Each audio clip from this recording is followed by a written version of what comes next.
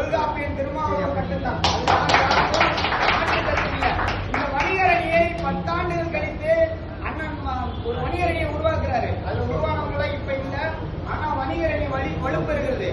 வணிகரணி வலுப்பெற்றதுக்கு காரணம், முக்கிய காரணம் அண்ணன் இலக்கண செல்வராஜ் அவர்கள். வணிகர்களே இல்லாமல் மாநாடு நடத்துகிறார் திருச்சியில. அப்ப வந்து தலைவர்கிட்ட கேட்க போறோம், நானும் அண்ணன் இலக்கண செல்வராஜன் கேட்கிறோம், ஏப்பா வணிகர்களே இல்லையப்பா, எப்படிப்பா மாநாடு நடத்தல? இல்லனே இருக்காங்க. யார் பின்னால் அணி திரள்வது என்று தெரியாமல் இருக்காங்க. ஒடுக்கப்பட்ட மக்கள் தான் சந்தா கட்டுறான் எங்க? மத்த சங்கத்துல. ஒடுக்கப்பட்ட மக்கள் தான் வரி கட்டுறான் எங்க? மத்த சங்கத்துல. அண்ணா வியாபாரிகள் இருக்காங்க திருச்சியில, நமக்கு ஒத்துழைப்பு தருவாங்க, நீங்க அனுமதி மட்டும் கொடுங்கன்னு சொல்லிட்டு நாங்க திருச்சியில போய் மாநாடு அறிவிச்சோம். மிகப்பெரிய கூட்டம். இவ்வளவு வியாபாரிகள் இந்த சமூகத்துக்கு உண்டான தலைவரை பார்த்து பிரமிச்சாரு. இருக்கிறாங்க. யார் பின்னால் அணி திரள வேண்டும் என்று வியாபாரிகளுக்கு தெரியல. சங்கத்துவத்தை வீழ்த்த பற்றி தலைவர் பேசியிருப்பார் ஒரு சப்ஜெக்ட். தத்துவத்தின் புறவடிவம் தனிநபர் தலைமை, ஒரு தலைமையின் செயல் வடிவம் அமைப்பின் வலிமை. அமைப்பை வலிமையாக்க வேண்டுமானால் நீங்கள் புரிதலோடு செயல்பட வேண்டும்.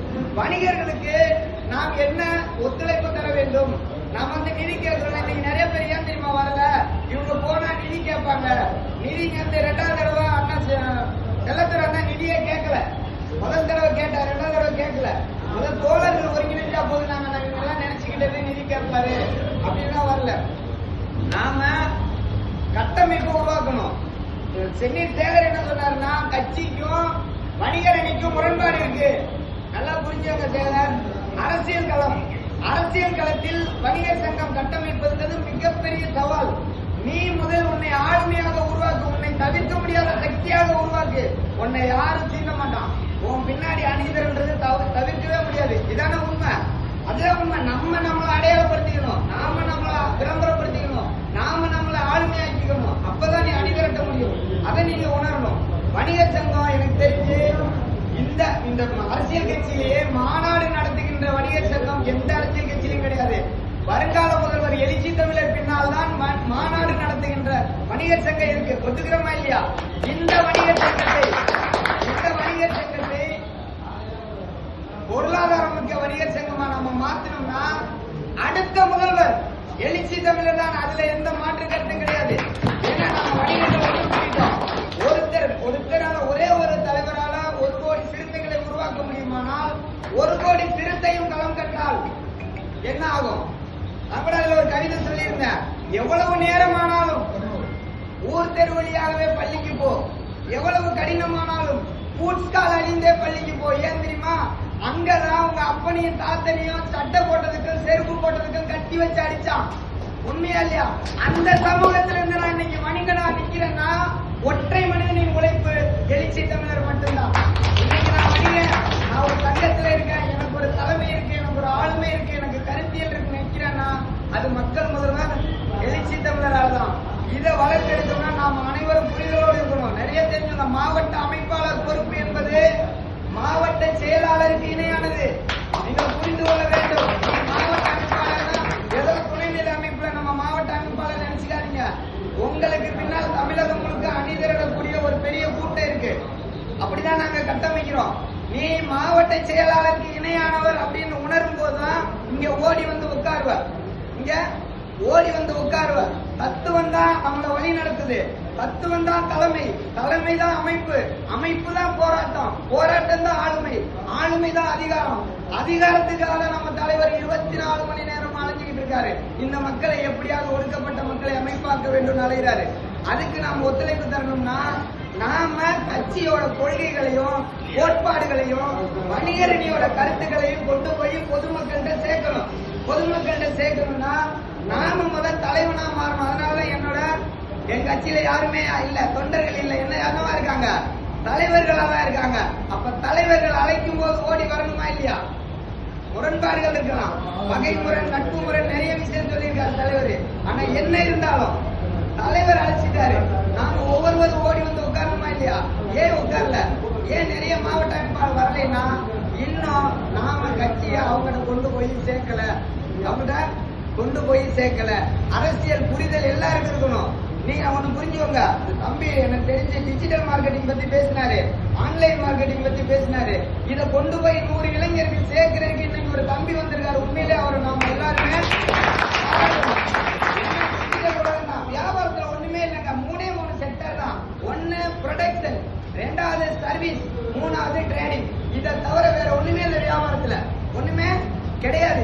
இதை கத்துக் கொடுக்கறதுக்கு யாரும் இல்ல. ஒரு மார்வாடியை கத்துக் கொடுக்குற தலைமுறைக்கு, ஒரு செட்டியாரை கத்துக் கொடுக்குற தலைமுறைக்கு, ஒரு முதலியாரை கத்துக் கொடுக்குற தலைமுறைக்கு, ஒடுக்கப்பட்ட மக்களுக்கு வணிகத்தை சொல்லித் தரதுக்கு யாருமே இல்ல.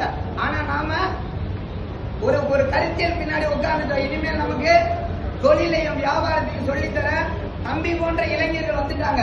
அதை நாம கத்துக்கணும். அதை கத்துக்கிட்டோம்னா டிஜிட்டல் மார்க்கெட்டிங் தாங்க உலகம், ஆன்லைன் மார்க்கெட்டிங் தான் உலகம். இங்க வேற ஒண்ணுமே இல்லை. நாம புது உத்திகளை கத்துக்கணும். புது உத்திகளை கத்துக்கிட்டா மிகப்பெரிய வியாபாரிகளா மாறலாம். முதல் தலைமுறை வியாபாரி உனக்கு தோல்விகள் நிறைய வரும், உடைஞ்சு போயிடுவ, கீழே விழுந்துடுவ. அப்ப நீ மீட்டிங் வா, உன்னை தூக்கி உன்னை பிசினஸ் மேன் ஆக்க வேண்டியது எங்க பொறுப்பு. இனி அண்ணன் நிறைய திட்டம் வச்சிருக்காரு. அண்ணன் முதன்மை செயலாளர், சங்கம், சந்தா, ஒரு வங்கி கணக்கு, இதை வரி கட்டுறது எல்லாத்தையுமே கொண்டு வரதுக்கான எல்லா திட்டமும் இருக்கு. நாம ஒவ்வொருவரும் செய்ய வேண்டியது என்னவென்றால் எழுச்சி தமிழரின் கொள்கைகளை கொண்டு போய் மக்களிடம் சேர்ப்பது ஒண்ணு. 2வது வணிக தலைமுறையாக புதிய தலைமுறை இளைஞர்களை உருவாக்குவது. 2வது வணிகர்களிடம் எழுச்சி தமிழர் பின்னால் நீ ஏன் அணிதிரள வேண்டும் அப்படிங்கறது முதல்ல புரிதலை கொண்டு வரணும். எழுச்சி தமிழர் எல்லாரும் என்ன சொல்றான், அவர் கடவுளுக்கு எதிரானவர் இல்லவே இல்லை. அவர் சனாதனத்துக்கு தான் எதிரானவர், ஆன்மீகத்துக்கு அவர் எதிரானவர் அல்ல. இதை புரியாம அவர் கடவுளுக்கு எதிரானவர் இப்படிதான் பரப்புறான்.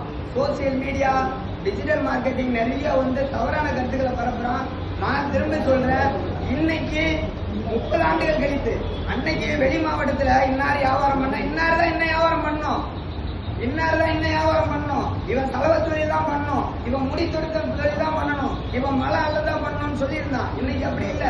உலக மார்க்கெட்ல சோசியல் மீடியா வந்ததுக்கு அப்புறம் யார் வேணாலும் எது வேணாலும் பண்ணலாம். திறமையாளர்கள் வெற்றியாளர்களா மாறுகிறார்கள். இங்க ஜாதி மதம் எதுவுமே இல்ல. அதை உடைக்கணும். எல்லாருக்கும் போராட்டம் உண்டு, எல்லாத்திலையும் தடை உண்டு. தடையை தகர்க்கும் போது அவங்க வெற்றியாளர் மாற முடியும். நான் ஒரு தடவை ரொம்ப தோத்துட்டேன், நல்லா கேட்டுங்க, ரொம்ப தோத்துட்டேன், லாஸ் ஆயிட்டேன், தெருவுக்கு வந்துட்டேன். நல்ல கோடிகள்ல புரண்டவன் தெருவுக்கு வந்துட்டான். என்ன எல்லாரும் இவன் ஏதோ இவனுக்குள்ள ஏதோ கெட்ட பழக்கம் இருக்கு. அது என்ன சொல்லுவாரு கண்ணதாசன் சொல்லுவாருன்னா, கொண்ட அந்த தொழில எவனா தோத்துட்டான்னா இவன் சூதாடி இருப்பானோ, இவன் பொம்பளை பொறிக்கா இருப்பானோ, இல்ல இவன் ஏதாவது கெட்ட செயலில் ஈடுபடுவானு சொல்லுவாங்க. இல்லவே இல்லை. அவன் தொழில முதல் தலைமுறை தடுக்கி விழுந்தா தூக்கி விட ஆள் இல்ல. நான் உடைஞ்சு போய் உட்காந்து ஒருத்தர் சொன்னாரு, உனக்கு எவ்வளவுப்பா பணம் வேணும்? எனக்கு ஒரு 3 கோடி ரூபாய் வேணும். உனக்கு 3 கோடி ரூபாய் வேணும். நான் உனக்கு 3 கோடி தரேன். உங்ககிட்ட ஒரு பொருள் இருக்கு, நீ தரியான்னு கேட்டாரு. என்கிட்ட 3 கோடிக்கு என்னென்ன பொருள் இருக்கு அப்படின்னா அவர் சொன்ன வார்த்தை கேளுங்க. எனக்கு தெரிஞ்ச பணக்கார ஒருத்தருக்கு ஒரு உதவி தேவை, அது உங்ககிட்ட இருக்கு, நீ அதை கொடுத்தேன்னா உனக்கு 3 கோடி வாங்கி தரேன்னு. என்னவா இருக்குன்னு நினைக்கிறீங்க? யோசிக்கவே முடியல. ஒரு 2 கண்ணும் அவருக்கு தேவையா?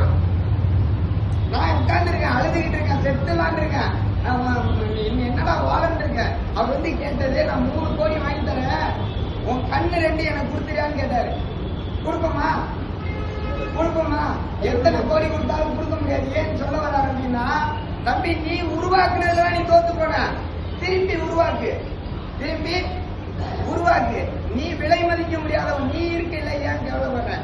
நீ விலை மதிக்க முடியாதவன், நீ இருக்கும்போது கவலைப்படுற. அப்போ மனிதனை உற்சாகப்படுத்துவதற்கு ஒரே ஒரு துளி தேவைப்படுது. அப்பதான் முடியும். நாம உருவாக்கினாலே லாஸ் பண்ணிட்டோம், திரும்பிய நம்ம உருவாக்க முடியாது. அப்படின்னு தான் உருவாக்க ஆரம்பிச்சோம். மிகப்பெரிய வெற்றிகளை குறிச்சோம். இன்னைக்கு என்னோட நண்பர் கலைவாணன், இவரும் நானும் தான் ஒரு கம்பெனியில இருந்தோம். அந்த கம்பெனியோட ஓனரே சூசைட் பண்ணி செத்துட்டாரு. 2 பேருமே தெருவில் நின்னோம், என்ன பண்றதுன்னு தெரியாது. ஆனா இன்னைக்கு 3 ஆண்டுகள் இரவு பகல் பாராமல் போராடி எனக்கு தெரிஞ்சு 3 ஆண்டுகள்ல ஒரு 100 கோடி ரூபாயை சம்பாதிக்க முடியும்னா உண்மையிலே கலைவாணன் மிகப்பெரிய ஒரு 500 இளைஞர்களுக்கு வாழ்வாதாரத்தை அதிக பண்ணி கொடுத்து அவர் என்டர்பிரனராகவே உருவாக்கியிருக்காரு. அவர் தொழில் அதிபராகவே உருவாக்கி, அவர் கொள்கையா தான் தலைவர் மாதிரி. நான் தொட்டனை உருவாக்கல, நான் தொழில் அதிபர்களை உருவாக்குறேன்னு கிளம்பினவர் தான். அதனால என்ன சொல்றேன், நிறைய இளைஞர் வந்துட்டோம், நாம வந்துட்டோம். நாம எழுச்சி தமிழரை முதல்வர் ஆக்காமையே தூங்க மாட்டோம். அடுத்த முதல்வர் எழுச்சி தமிழர் அதை உருவாக்குற வணிகரணி தான். இந்த வணிகரணிக்கு முழு நேரமும் செயல்படுவதற்கு இளைஞர்கள் வந்து விட்டார்கள். நம் கை ஓங்கும். இனி தலை நிமிர சேடு கிளறும், சேடு திரளும் தலைகீழாய் பாடுபுரலும் வென்று காட்டுவோம்.